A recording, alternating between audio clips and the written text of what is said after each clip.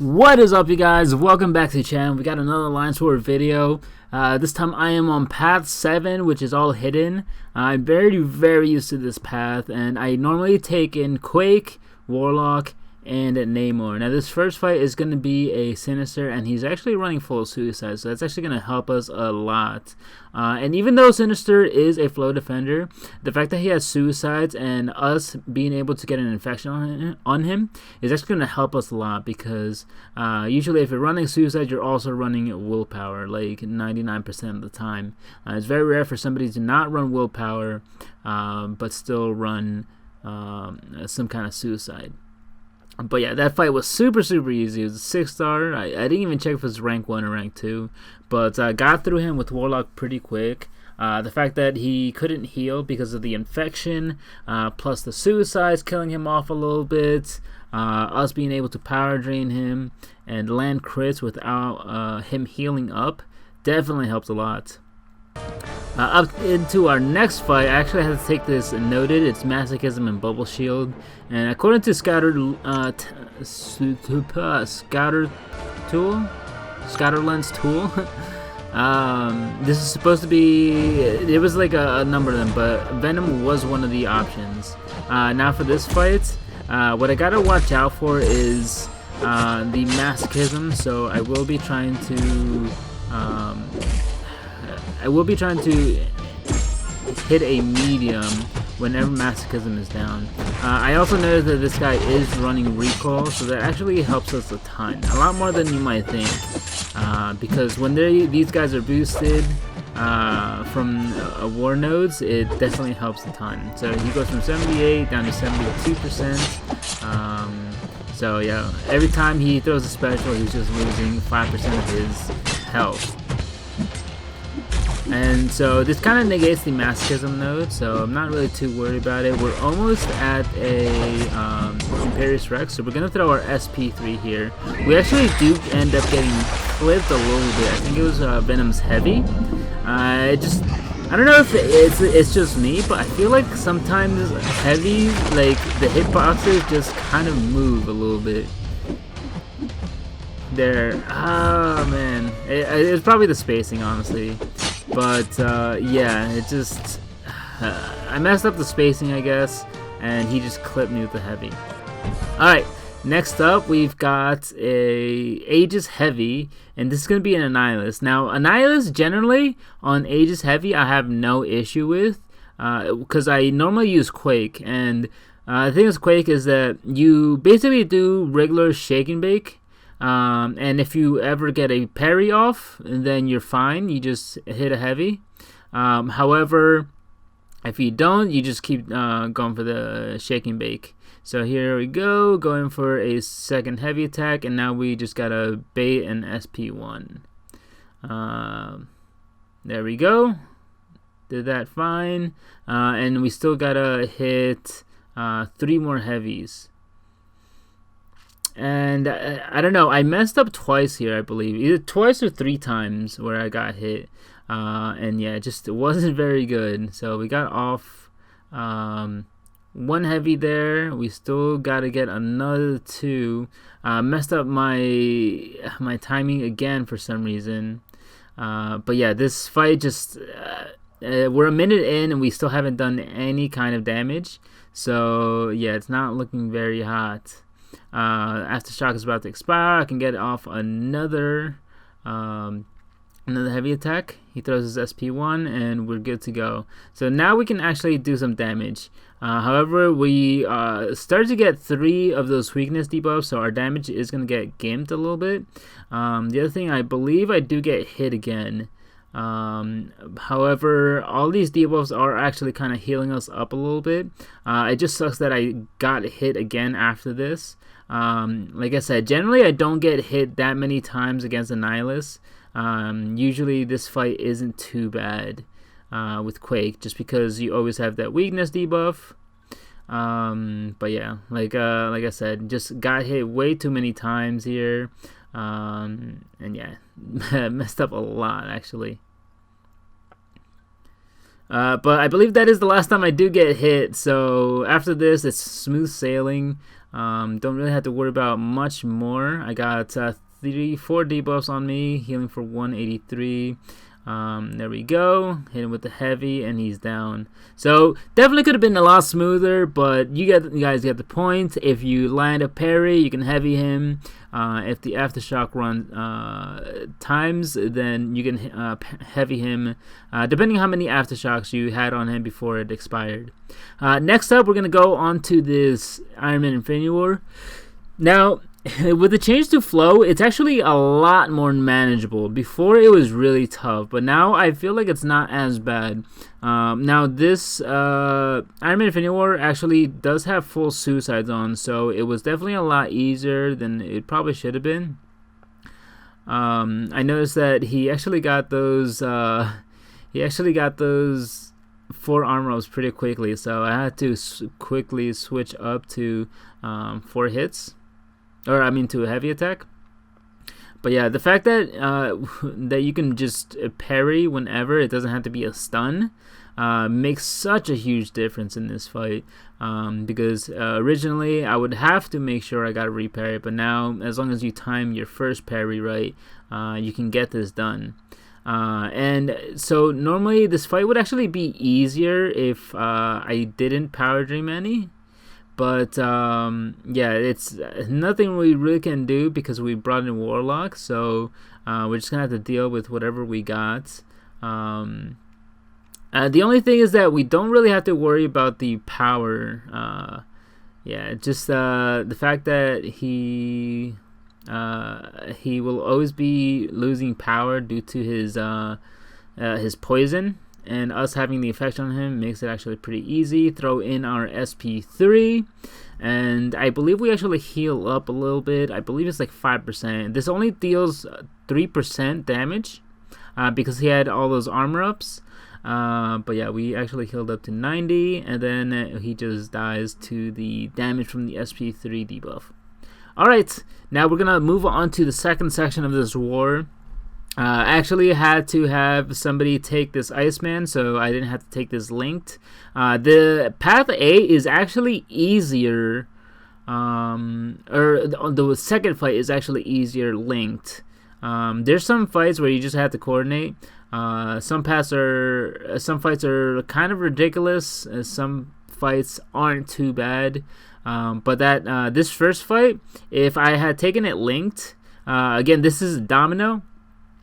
If I had taken this linked, it would have had Aspect of Evolution, which you guys already know is kind of a tough node.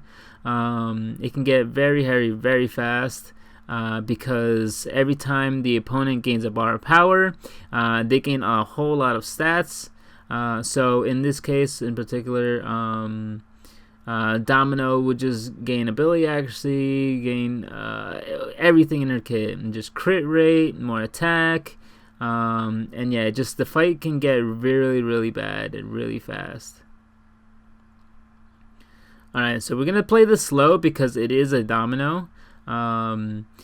If you slip up against a Domino, the fact that she can the fact that if you get hit with Domino, she can get a perfect hit, and what that would do is that it would really mess you up because a perfect hit with Domino actually causes a stun, which you can also with her SP1 refresh. So yeah, definitely don't want to get hit with anything with Domino, just because yeah, it's pretty dangerous. Alright, on to the second fight. I believe this ended up being an Elsa Bloodstone. I checked in the Scatterlens tool online, and yeah, it said that there was several options, and my safest option was going to be Namor. And yeah, good thing I did go with Namor, because Elsa Bloodstone, if she has a bleed on her, does cause a lot of damage, especially if you don't have any kind of way to mitigate that damage. It could be a potential huge problem. I don't know what it was about this, but yeah, it just felt pretty good dodging her SP1. It's kind of weird because sometimes I can dodge her SP1s right, and sometimes I can't. But luckily, in this war, I did. But yeah, throw in our SP2, and Elsa Bloodstone is down. We're gonna end up taking the next 2 fights. Okay, so we're gonna use Warlock for this one. Normally I would run Resonate. I took it off because I knew that Domino was one of my fights, and Domino, if you run Resonate, is an absolute nightmare. If I had ran Resonate with Warlock, I would probably have lost like I want to say 50 or 60% of my health just to critical failure. Yeah, it's very, very bad matchup if you run Resonate against Domino. This fight, if I had ran Resonate, I would have healed up a lot more, because if any debuffs I got onto him, he would be healing, and with the infection, then I would just be gaining health. I would be able to be pinned up. I would be able to pin him against the wall, allowing me to heal. Right, so this is, I believe, the third to last fight. So it's this fight and then 2 mini bosses, one of which I timed out. So I'll be taking that Warlock and that Dr. Doom. That's my task. I told other people which mini bosses to take later on in this war when I woke up. And so yeah, we got this Punisher. Usually I'm not very comfortable doing Quake and Shake, just because I much rather do Quake and Bake. It gives me a lot more peace of mind, just because there's, at least for me, it's less odds of messing up. But yeah, going into this fight, and he's already more than halfway down. Yeah, gives me a little bit more confidence. He's down to 6%, and yeah, I just gotta take him a couple, and he's down. Alright, and now we're on to the mini bosses. And now one of the mini bosses, which is Warlock, he has I believe a 60% physical resist node. Somebody had already gone in, died, which is fine, not that big of a deal. I believe we had already won this war anyways. But yeah, I had to deal 157,000 health in 3 minutes. But obviously I wasn't able to do that because of the physical resist node. If it weren't for that, I would have been fine. I believe I do get hit once in this fight, but we're gonna end up, I'm just gonna end up putting in live PD on the side in case you guys get bored, because yeah, I don't really know what to commentate over this, because it's really just Quake and Shake. So whichever one you guys enjoy, yeah, whether you want to watch the Quake gameplay or the live PD, it doesn't really bother me any. But yeah, we go the full 3 minutes quaking and shaking. I believe it took a couple blocked hits, but aside from that, yeah, I think we did fine overall. Just wish we didn't time out, because we would have saved on some health as well. So do you have ID on you as well? You don't have ID? Alright, so type for me. He seems a little bit nervous, so I'm going to run him real quick and then have a conversation to try to figure out why he's being a little nervous on me. He's DUS, probably about 6 or 7, so he's going to jail. So he's still DUS? Yeah, he's still DUS. Oh. So he will... Is there 2 people in the car? There is. Would you hop out the car for me? Alright, you know you're suspended, right? You don't know you're suspended? Alright, hop out for me. Alright, put your hands behind your back. Okay, you are under arrest for driving under suspension. Okay, turn around. Put your hands behind your back. Alright, stand right here. Do you have anything on you that I need to know about? Any needles, any guns, any weapons at all? Okay. Alright, I gotta search you real quick. Alright, what you got in your pockets? Anything? Just little stuff. Just little stuff? What does that mean? I got nothing, tissue paper and stuff. Alright, so what's that? Nothing. Nothing? Turn around. Turn around. Golly.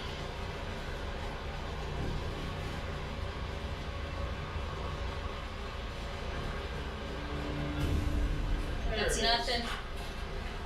So what's that? That's why you're so nervous? Yeah, I think he gave it to me. Because he gave it to you? So if he was the one that had it, why'd you take it from him? Because I'm scared of it. Why do you give him rides if you're scared of him? Or does he give you some drugs? He gives me a couple of hits. He gives you a couple of hits and that's why you drive around. So I arrested the driver. He's driving under suspension for probably the 7th time. Went to search him and he had this little baggie up his pants. And so we've got a nice little bit of crack right there. So we're gonna now go inventory the car. This was under the driver's seat. The driver claims that while I was pulling him over, the passenger is the one that handed him the baggie of crack. So we're going to take the passenger down to headquarters for further interviewing, see if he's involved in anything.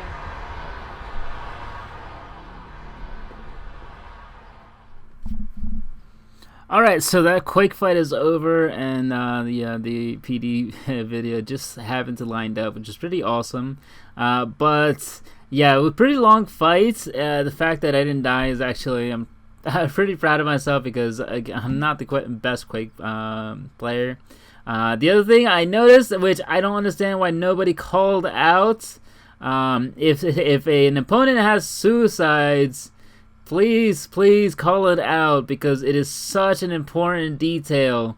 Whether the this makes the fight so much easier if an opponent has suicides and they throw specials, and if they have flow and they just constantly throw specials, it makes the fight so much easier.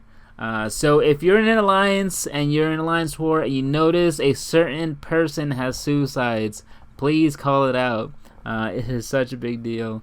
I know I didn't on my lanes because usually lanes doesn't matter as much, but for mini bosses, I think it's something maybe we should start doing in my battle group again. We used to call it out back when we were pushing masters all the time. But I think it's probably a very great idea to call out if somebody is running suicides. Makes the fight a million times easier. Okay, so we're going on to this Dr. Doom fight, and yeah, we can't be taking too many blocked hits because Dr. Doom has block penetration. However, we actually handled this fight pretty fine, I would say. We lost I want to say probably like 10% of our health went to 2 blocked hits or 3 blocked hits. However, we got him down to half health. We just gotta survive a little bit more. As you can see, that 1 blocked hit was actually 5% of our health. Now we have him at an SP, almost an SP2. Gotta dodge this eloquently, and we did. Okay, and I believe the fact that we reduced his ability accuracy actually prevented him from getting an aura, so that's pretty good. Now we just gotta get one more aftershock. We actually got a perfect block there, which is actually really nice. Going for the 5-hit combo, and he's down. So that is it to the Alliance War video, guys. I hope you guys enjoyed, and I'll catch you guys on the next one. Take care.